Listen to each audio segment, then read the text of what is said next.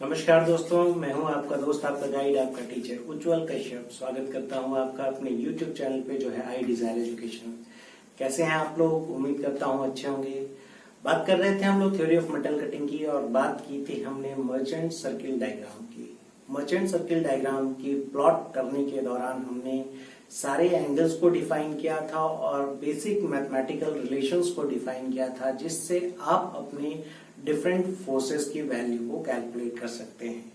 बात की थी हमने थोड़ी सी limitations of merchant circle diagram की और वो हमारी पहली केस थी। ठीक है, आइए अपने दूसरी केस में डिस्कस करने की कोशिश करते हैं, समझने की कोशिश करते हैं। जब आप मर्चेंट सर्किल डायग्राम को ड्रॉ करेंगे for alpha is equal to 0। ठीक है,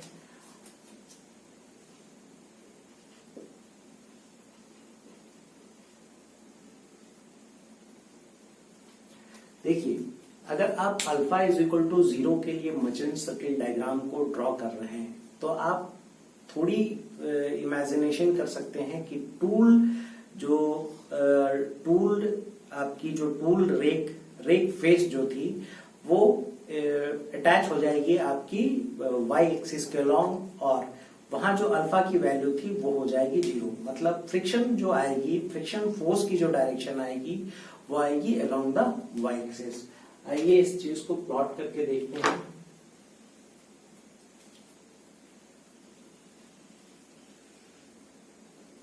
ये हमारी एक्स एक्सिस हो गई, ये वाई हो गई, और टूल हमारा वाई एक्सिस के लॉन्ग ही है,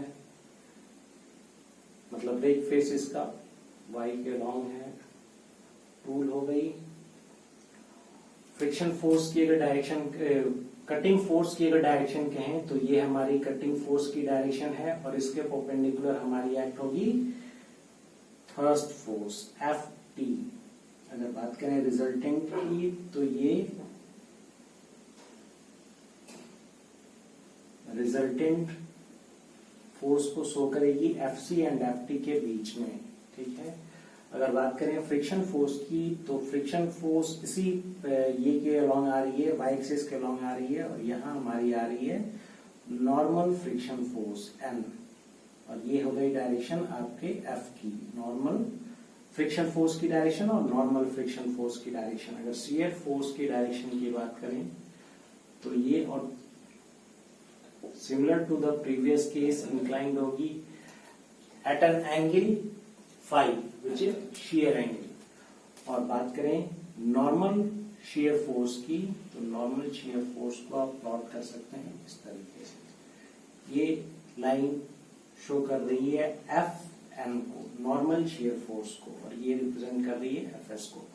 ठीक है, अब ये हमारी सारी की सारी फोर्सेस प्लॉट हो चुकी है। हम लोग मर्चेंट सर्किल डायग्राम को ड्रॉ करने की कोशिश करेंगे।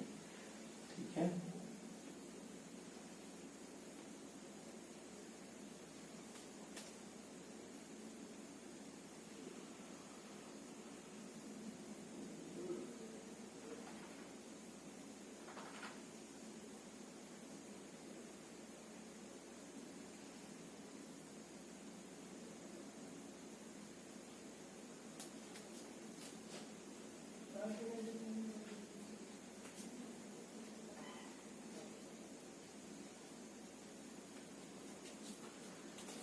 तो ये हमारी डायग्राम ड्रॉ हो गई, और आप देख सकते हैं कि इस कॉन्स्टेंट के साथ जब आपने alpha is equal to 0 put करके और मर्चेंट सर्किल डायग्राम को ड्रॉ करने की कोशिश की है तो आपकी मर्चेंट सर्किल डायग्राम जो आ रही है वो एक रेक्टेंगुलर फिगर आ रही है। ठीक है, आइए अपने तीसरे केस की बात करते हैं, और केस थर्ड जो है हमारा, उसकी मर्चेंट सर्किल डायग्राम ड्रॉ करने की कोशिश करते हैं। Where alpha is equal to 0 and mu is equal to 1।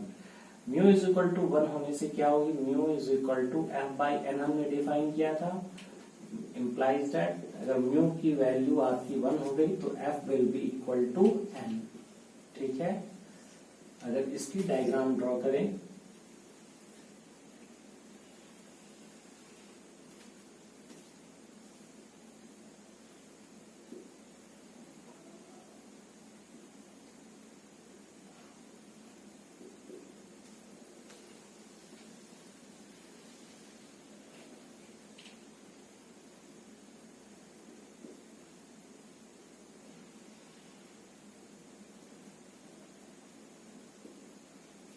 Friction force की डायरेक्शन फिर यही आएगी, F और N।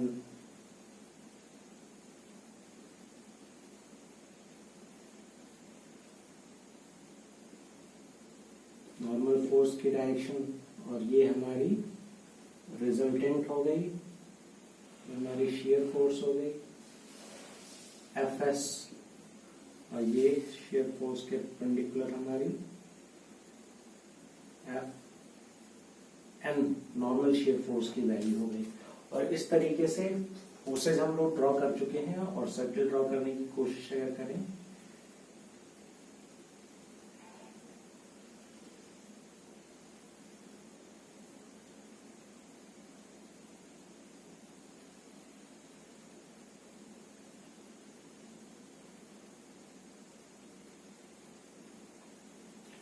इस तरीके से आपकी final merchant circle diagram draw होगी। फिगर से ये चीज क्लियर है कि since N and F are equal, F are equal, two chords are equal, और टू कॉर्ड्स की इक्वल जब होगी R की वैल्यू जो आएगी वो क्या आएगी आपकी, एक रूट अंडर 2 R N और रूट अंडर 2 N F कह सकते हैं। मतलब फाइनली जो आपकी फिगर ऑब्टेन हो रही है वो है क्या है, एक स्क्वायर फिगर आ रही है, एक स्क्वायर एमसीडी आप ड्रॉ कर रहे हैं। अगर दो कांस्टेंट्स आप अप्लाई कर रहे हैं, alpha is equal to 0 and mu is equal to 1 तब, और दूसरी आपकी रेक्टेंगुलर एमसीडी आ रही है जब आपने ड्रॉ किया है on the basis of alpha is equal to 0। तो उम्मीद है चीजें यहां तक क्लियर है। अगर आप चाहिए तो एक स्क्रीनशॉट ले सकते हैं। फोर्सेस की कैलकुलेशन यहां भी सेम होगी, कोई डिफरेंस नहीं आएगा, क्योंकि आपकी जो वैल्यू है एंगल्स की वो सारी वैल्यू सेम है। ठीक है, यहां भी हमने फाई से डिफाइन किया था, अल्फा इज इक्वल टू 0। ये जो वैल्यू आ रही है ये बीटा आ रही है, ये 90 है तो ये 90 माइनस बीटा हो गई, 90 माइनस बीटा हो गई ये एंगल, और ये एंगल जो हो गई हमारी वो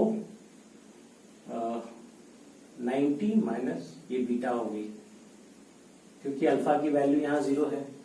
तो इस तरीके से हम लोग सारी कैलकुलेशंस कर सकते हैं। ये वैल्यू आपकी फाई है, ये वैल्यू बीटा है, ठीक है, बीटा है, ये 90 है, ये 90 माइनस बीटा हो गया, 90 माइनस बीटा हो गया, और ये वैल्यू हमारी क्या हो गई, बीटा हो गई फिर से। ठीक है, मतलब अगर हम लोग कैलकुलेट करने की कोशिश करें फॉर केस 2, Fs की value, Fs will be equal to R cos phi plus beta. Fn की वैल्यू, नॉर्मल शियर फोर्स की वैल्यू अगर कैलकुलेट करने की कोशिश करें तो होगी R sine phi plus beta. अगर Fc कटिंग फोर्स की वैल्यू कैलकुलेट करने की कोशिश करें तो it will be R cos beta. Ft will be equal to R sin beta. F friction force will be equal to R sin beta, and normal friction force will be equal to R cos beta। ठीक है, और अगर बात करें इस figure की बात करें तो यहाँ भी चीजें सेम ही आएगी। अल्फा की वैल्यू वहां भी 0 है, यहाँ भी 0 है, चीजें सारी सेम ही है, कैलकुलेट आप कर सकते हैं। Fs will be equal to R cos beta plus phi. Fn will be equal to R sin beta plus phi.